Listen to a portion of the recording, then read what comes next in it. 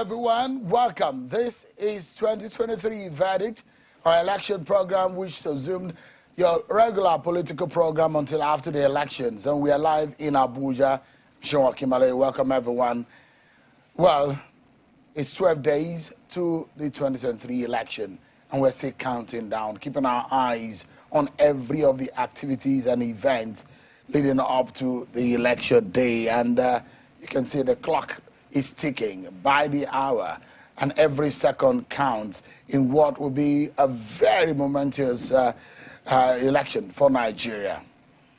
Well, there is no gainsaying that the 2023 election is very critical, and this is validated in many sense. The race is perhaps more intense than we have seen in recent political history.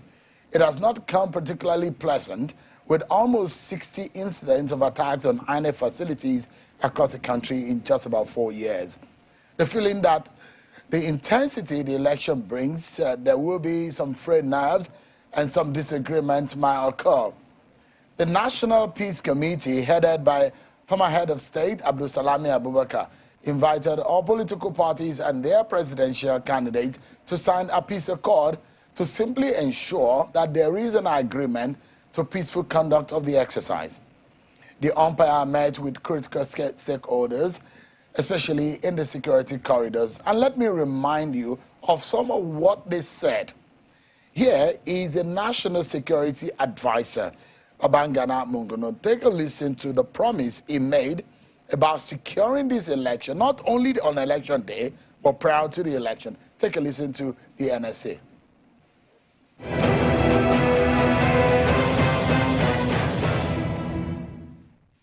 Elections will be conducted in an atmosphere that is completely peaceful, significantly comfortable enough for people to cast their votes, and it will be devoid of any intimidation or coercion of anybody. Everybody has the right to vote for whoever he wants, whatever party. But the important thing is that you have security agencies that are up to the task, and they will deliver the type of security that is required by the wider Nigerian society.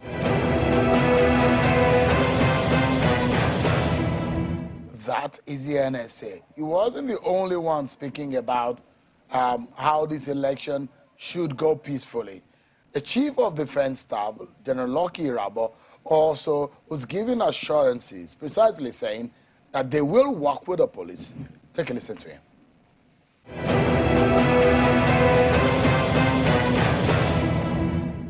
We in the armed forces have been following very closely the developments as they affect the electioneering process. The police remain the lead agency for election security. I'd like to reassure the commitment of the armed forces to supporting the police in whatever form to ensure that the security for the election is solid, and that the INEC chairman, along with members of his commission, conduct the activities without a hitch. I hope you are following my story tonight. You've heard from the NSA, the Chief of Defense Staff, well, the police, the Inspector General of Police, who has the burden of securing the election, is the lead agency in ensuring that there is peace in this election. He's also guaranteeing that there will be safety and peaceful conduct. These are not my words. These are his. Take a listen to the IG.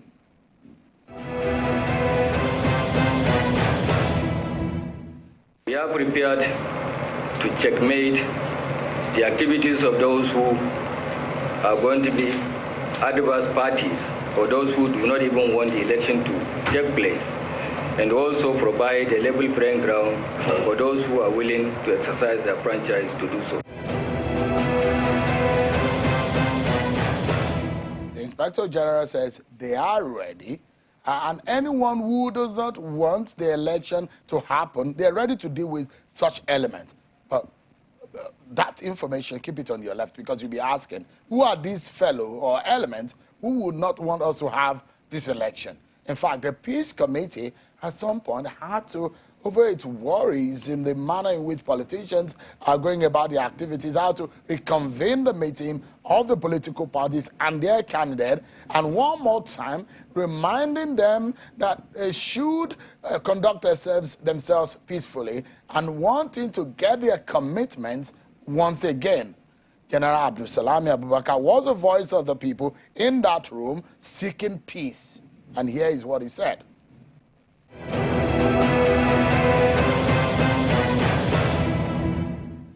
You may recall that on the 29th of September 2022, that is last year, we invited all of you for the signing of the Peace Accord at the International Conference Center, Abuja. You may also recall that we placed advertisements in all major newspapers and the social media calling all presidential candidates to be mindful of the concerns of Nigerians on such issues as the need to use temperate language, avoiding raising the tone of violence, and to conduct themselves in a manner that does not undermine the electoral process. Conducting themselves in a manner that will not undermine the electoral process. What does that mean? Does it also include what is being said, what is being done, and in fact, not carrying machete and hacking down fellow human beings for the sake of election? Does it include all that? Because what has been happening lately, as we move closer towards the election, doesn't look like people are really, really aware of the agreement and the commitment to peaceful conduct of the election. Violence seems to be the order of the day now. River states appear to be the main theater for the political violent warfare.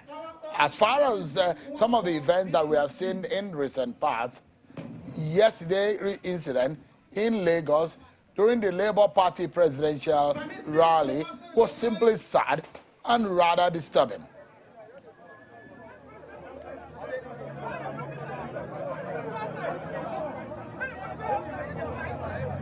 All right, you can see people lying down injured from reports of violence and attacks that, on some citizens in the just about when the rally of the Labour Party was going on in Lagos.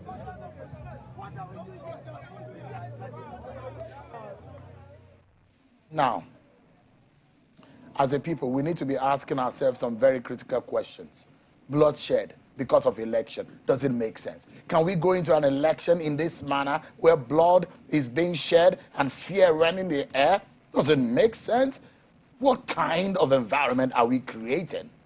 Tonight, we have the benefit of inviting a member of the National Peace Committee and the country director of CDD, Ms. Idayat Hassan. He joins us live in our studio here in Abuja. And we have also brought a security expert, because we need to dissect this from an expert point of view. He's a retired Assistant Inspector General of Police and Channels Television election security consultant, Mr. Wilson Inalego. Thank you so much for joining us. It's good to see you both.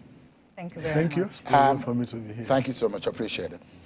Ms. Hassan, perhaps let me begin with you. First and foremost, what do we know now as per the records and the data of what has happened, this incident that we have seen so far? How disturbing are some of these incidents?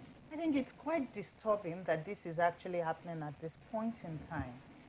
The casualties are higher, the numbers of incidences are rising. Even when we often talk about attacks on INEC, we talk about the over 50-something attacks on their facilities. It goes beyond that. So far, so good. There has been more than 134 attacks on INEC facilities and personnel, if you check the armed conflict event data, which is the elite and #1 in terms of monitoring violence. across the world, you see. So this is kind of very worrying. 134 as at January. From January this year alone? As it's, until January. There, okay. Like the first half of January. So by now, we don't even know how much this has actually increased. So these numbers of attacks, and when you take it only from the point of view of INEC, if this continues, how can we have elections? That's on the part of INEC. But across the country, there are just skirmishes here and there, which is quite worrying. And there has to be one thing. As a country, there must be an alignment of what a nation should look like. And that requires the efforts of all. And I think this is where the National Peace Committee actually comes in. When you look at the National Peace Committee, it goes beyond the 2 accords are to be signed. And the first accord was quite explicit. It takes care of this whole campaign period in a dramatic shift from previous accord. 12 clauses. All these 12 clauses is talking about not even the use of language, desisting from fake news, issue-based politics, lack of violence. And all these are not just the making of the National Peace Committee, because I think it's come to time for us to start distilling issues. It actually derives all the commitments that these parties actually signed on to, derives from the Electoral Act, the Constitution itself, the Regulations and Guidelines for Political Parties 2022, Political Parties Code of Conduct, and at times the regulation of the Nigerian Broadcasting Commission. But there has been more, it's been observed more in breach than in compliance. And who are the people who are breaching it? It's not just the big parties. There has been non-compliance across board. This is worrying, isn't it? I mean, I thought that there was a closed-door meeting at that National Peace Committee meeting, and which I gleaned that there were some heart-to-heart conversation with the political leaders to say, we do not want, or give us a sense of some of those things that were said. I know you may not be able to say everything, but how, I mean, when you see people, anybody who has a brother or a sister or a sibling or a son or daughter that was attacked yesterday or that have been attacked last week, we know that this is no longer a joke. No, I think that for the meeting, it was called again to seek their commitment and to go a notch further than what the National Peace Committee used to do, to tell them about the compliance level. So this is not just about signing a peace accord, but saying that at the level of the Peace Committee, we are monitoring this peace accord. And of course, during this accord, most of these issues, this commitment meeting, these issues were rehashed. And all the parties, all the actors, actually, nobody moved against it. They all agreed that when they go back, they will speak to their supporters and they will recommit themselves to this accord. But as you will see, with each passing day, things seems to be getting heated. In fact, when that meeting happened in January, I'm sure we had not even gone to this level in terms of the violence that we are actually encountering. Mr. Ainalago, please come in here. Yeah. And my question to you, first and foremost, would be the commitment that we're seeing from the authorities, the CDS, the NSA, the IG, and you heard from the former head of state, somewhat begging. But there is a commitment by the security agencies to say we are on top of the situation. Where I come from, there is a very popular proverb to say, whatever that will happen in the morning or in the evening, you start seeing it in the early hours of the day. If at this time of the day, we're already seeing this sort of violence, election is just 12 days away, what does it tell you? Yeah, but thank you. You see, we are at the pre-election phase. And this is the phase you have rallies, processions. And these are the vulnerable periods in the election cycle, especially when you're approaching the election day proper. This activity is building up to election. But then it's very critical because it goes to tell people, is it safe for me to attend political rallies? Is it safe for me to go and cast vote?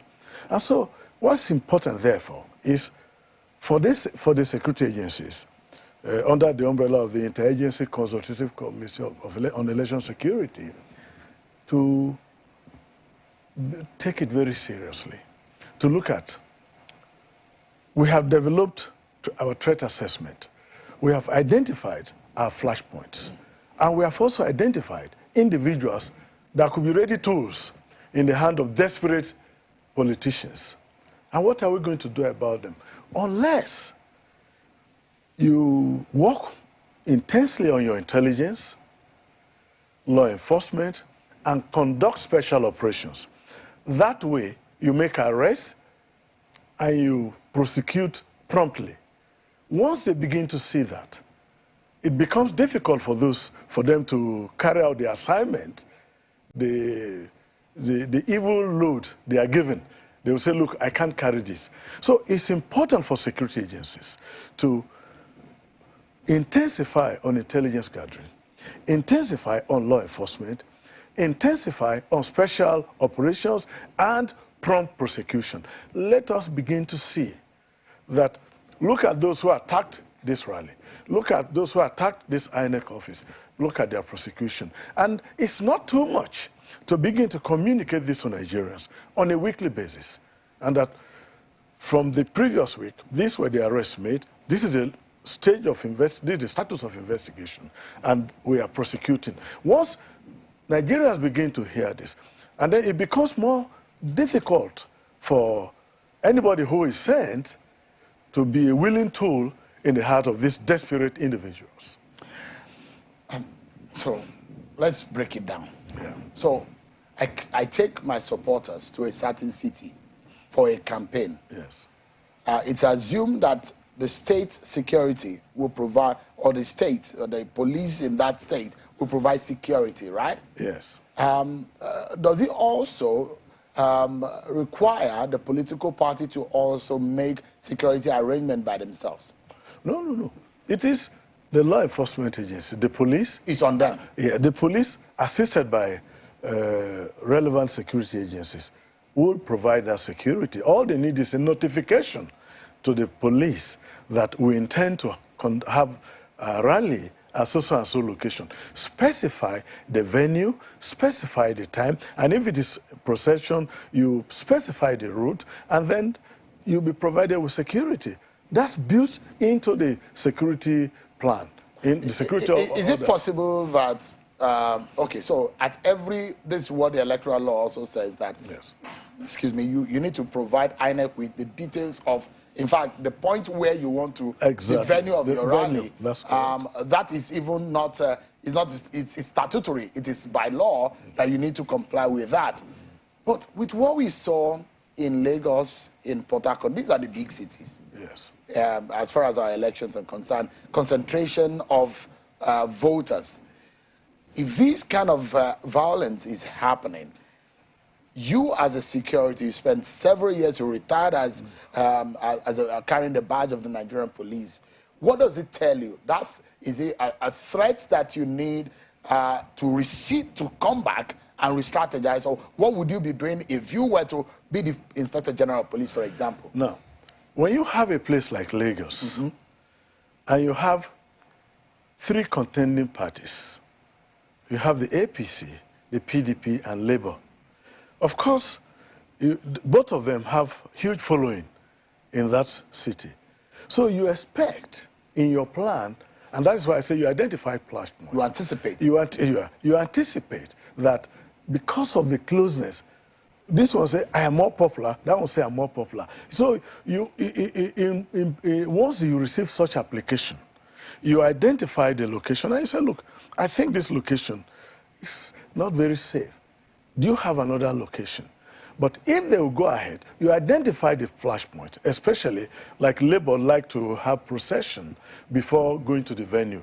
Other parties just go to the venue. So could you advise them not to have a procession because of security reasons? No, Is it possible to advise them? No, it is possible. But if you identify that, look, based on your intelligence, because in giving that advice, you have the DSS, the police SIB, and other intelligence agencies would have provided with information that, look, we have information that this may happen.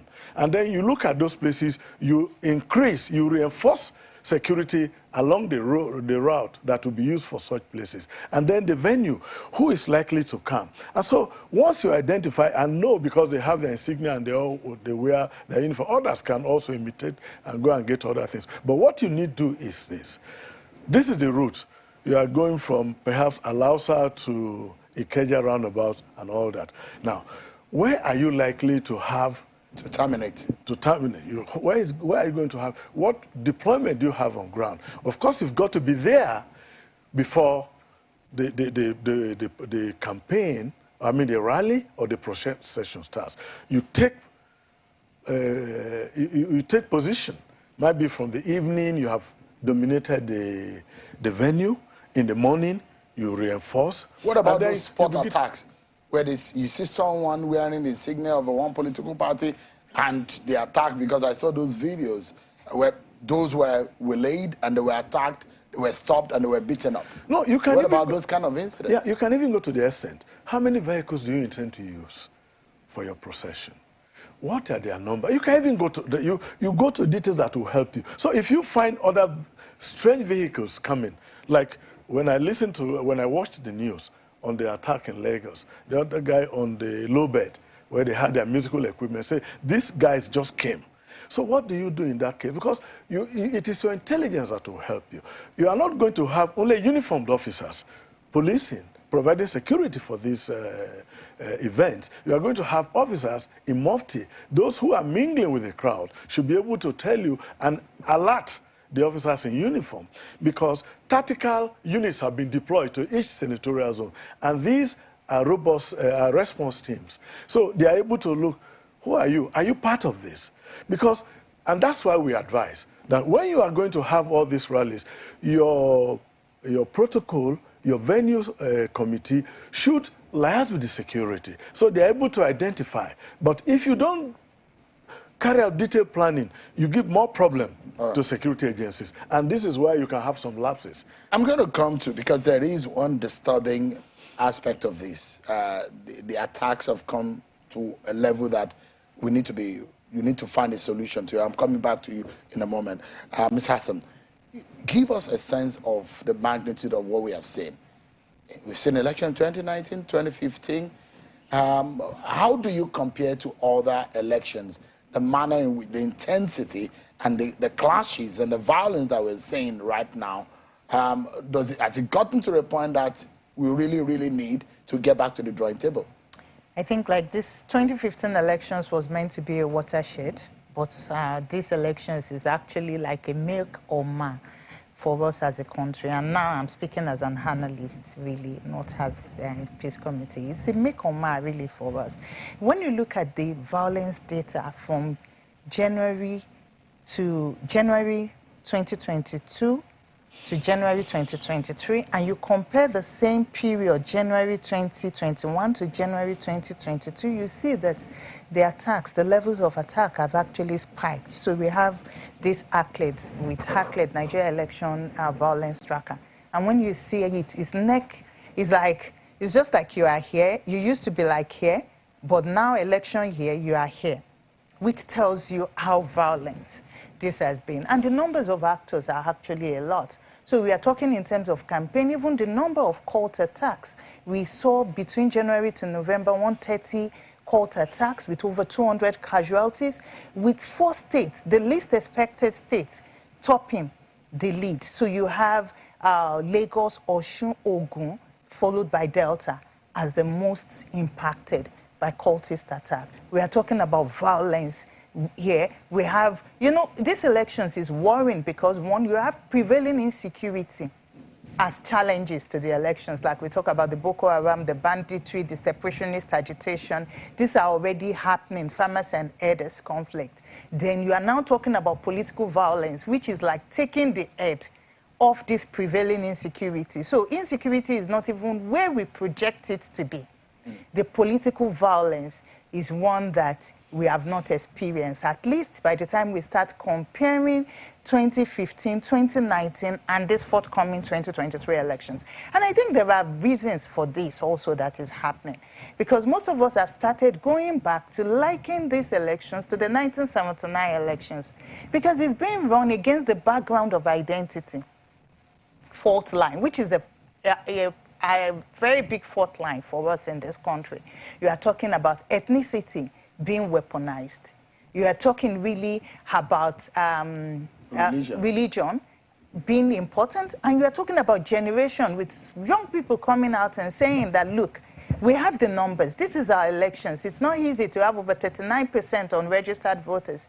We do want to make a difference. So this has brought about a kind of toxicity that has not been previously witnessed, except the 1979 elections, where we, of course, had 3 candidates from 3 of the major ethnic groups or geopolitical lines vying. And I guess this is one of the reasons why this violence is very high. Of course, plus the close nature of the elections. This is like very close. This is the elections where, as analysts, we say that you must be a fraud if you put your pen to paper and say this person is actually going to win. Because with each passing day, the dynamics keep changing. And I think one thing that has added to the toxicity is the role social media is also playing. Because most of these issues, you find that it starts online, then it finds its way offline. So even most of the videos we are saying, some are genuine, some are not genuine. But even the language people are using. So each time we often talk about language, rhetorics, and how rhetorics can actually lead to more violence.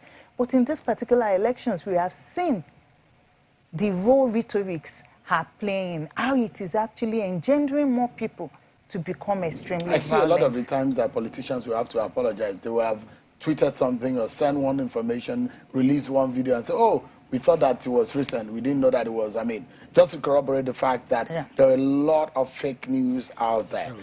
Before we go on a break, there is one thing that maybe when we get your expert opinion, Ms. Hassan will help us take it to the National Peace Committee. What worried me, and in fact, if we can roll back one of the Rivers violent video there, let's play it again. And I would like you to put up the studio sound so that we can listen. I like our expert to...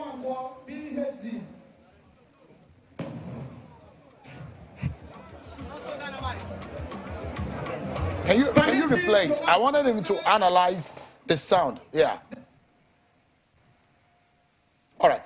Go over the video again, Mr. Enolagun. I want you to be able to help us analyze the sound. What does that, when hearing the sound, what does it look like? What kind of explosive? Our own Mundubisi Mwankwa, PhD.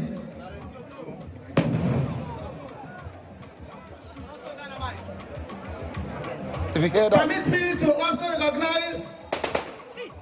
Did you hear that too? Yes, I did. All right, great. So what kind of sound?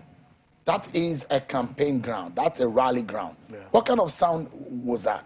Yeah, the second one is a burst. That's most likely an AK-47 rifle. Okay. That's 3 rounds at a time. Okay. That's what we saw. It's not on rapid. The louder it's one.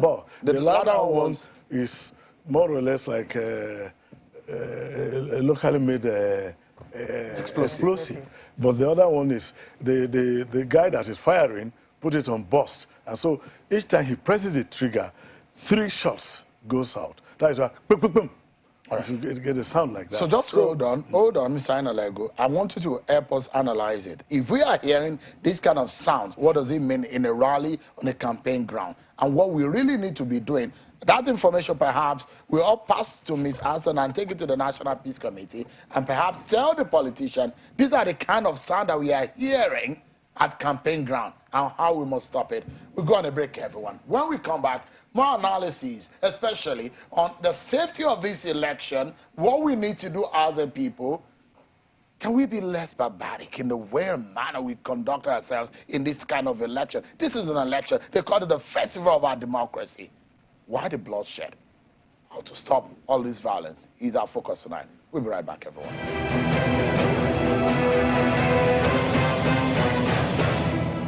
Thank you so much, everyone. Welcome back. I've been speaking with a member of the National Peace Committee and the country director of CDD, Mr. Dayat Hassan. And we are also brought a security expert and a retired AIG of police, Mr. Wilson Inalego, who is also Channel Television election security consultant. Thank you so much indeed for coming today. Thank you. So, I don't know if anybody is just joining us on this program. And before we went on that break, I was playing to you the sound that we heard from the video they sent to us at one of the rallies in Port Harcourt, in Rivers State.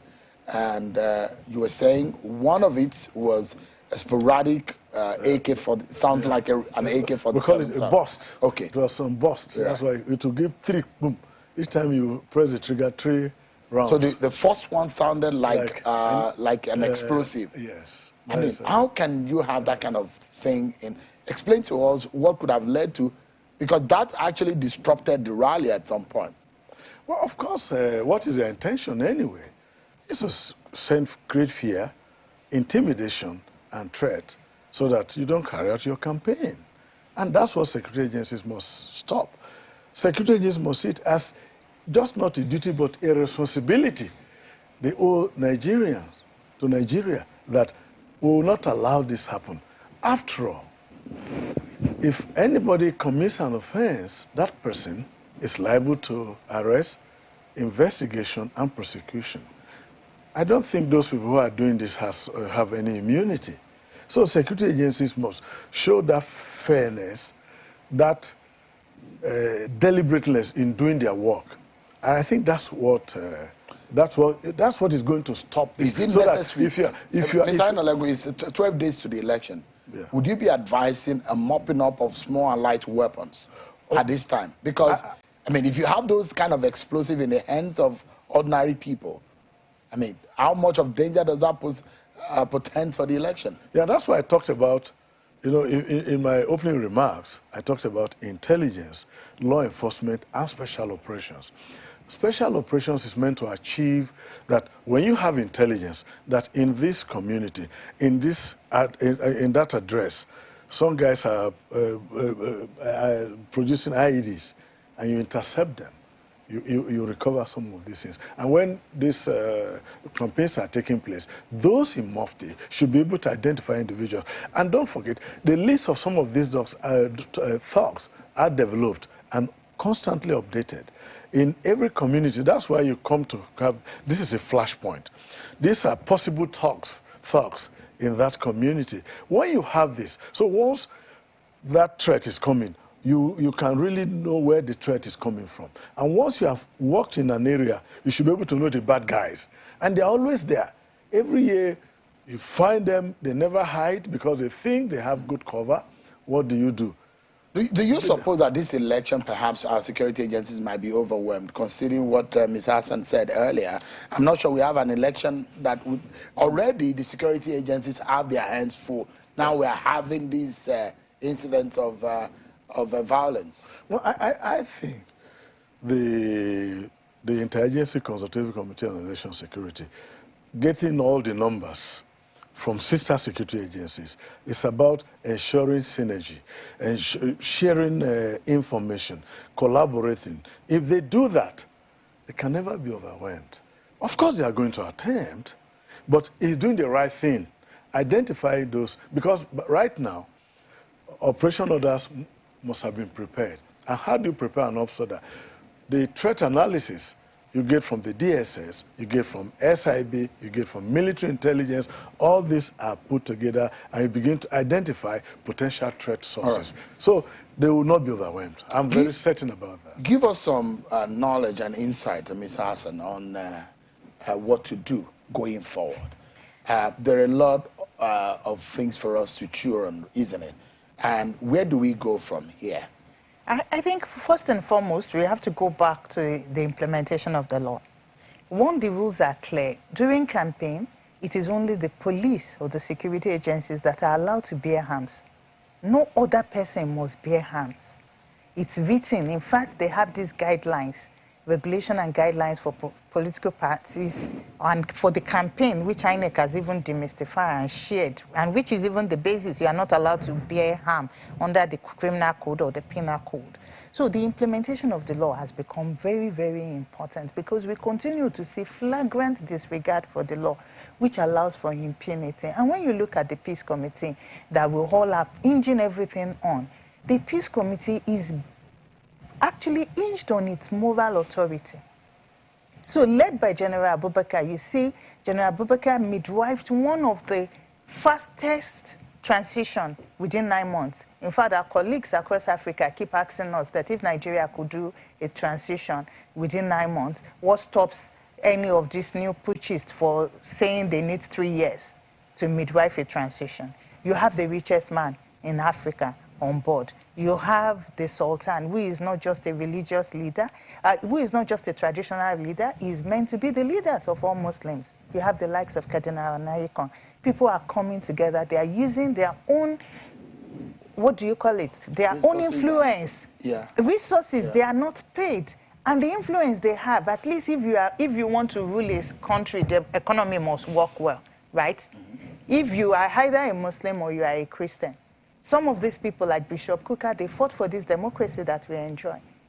Everybody is bringing this on board and using that moral authority to ensure that things work the right way. But it does need the assistance of the people who are charged to implement this law. So we have to start from the implementation of the law, then go back to the narratives itself. What kind of narratives do we have to put out there? Because here we know one of the challenges are actually the rhetorics, the incendiary speeches that is going on left, right, and center.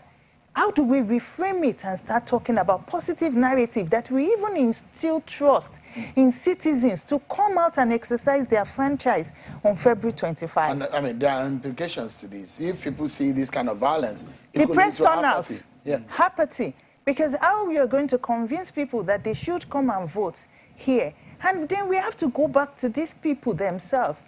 They are begging for Nigerians' votes. They are saying that, look, trust us, we want to deliver for you.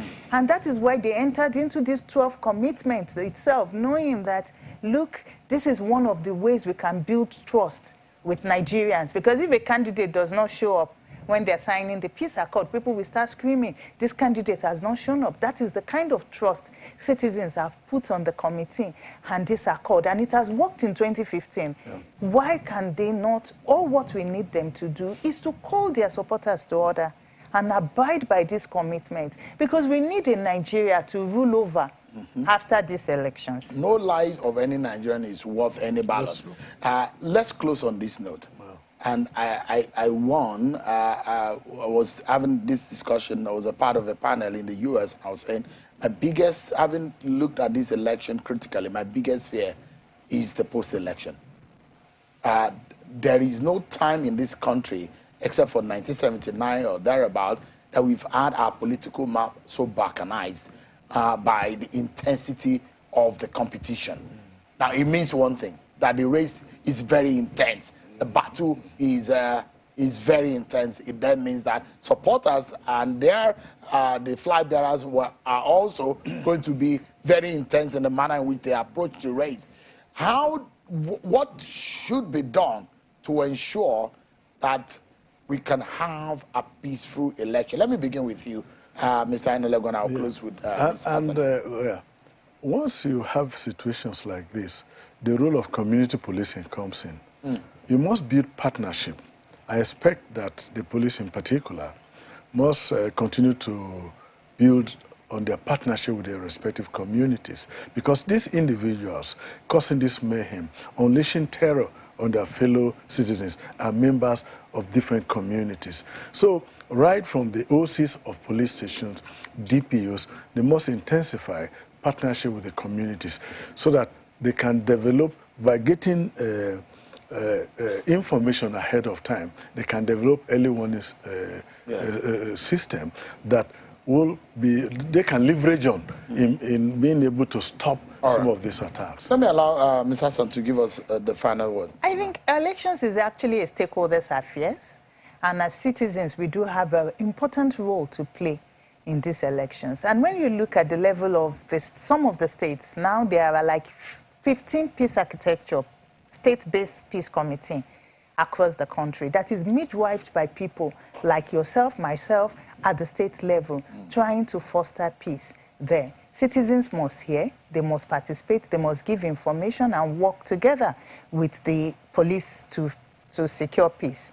But above all, the peace committee will continue to midwife peace in these elections. They will continue to use their moral suasion to ensure that all the parties do abide by peace, and there will be a Nigeria for all of us to enjoy post-elections. I mean, I have my fear, personally, perhaps because of my years of covering politics and elections, that more than any of the election that we have seen, 2011, we saw the post-election violence in Bauchi, but I would say, and you are the expert, that we need also to start brainstorming on the 25th of February, 26th of February, which is the day after election. We need to be strategizing that the losers and their supporters need to be weary and need to take the result as it comes, because that's a very big deal. Yes. Thank you so much indeed for coming. Mr. Wilson, good to see you. Thank you. China's Television election security consultant, and Ms. Idayat Atan, who is the country director of CDD and a member of the National Peace Committee. Appreciate your time tonight. Well, that's our show for today, everyone. Many thanks for watching. I'll see you tomorrow at 7 p.m. I'm Sean Kimale. God bless Nigeria.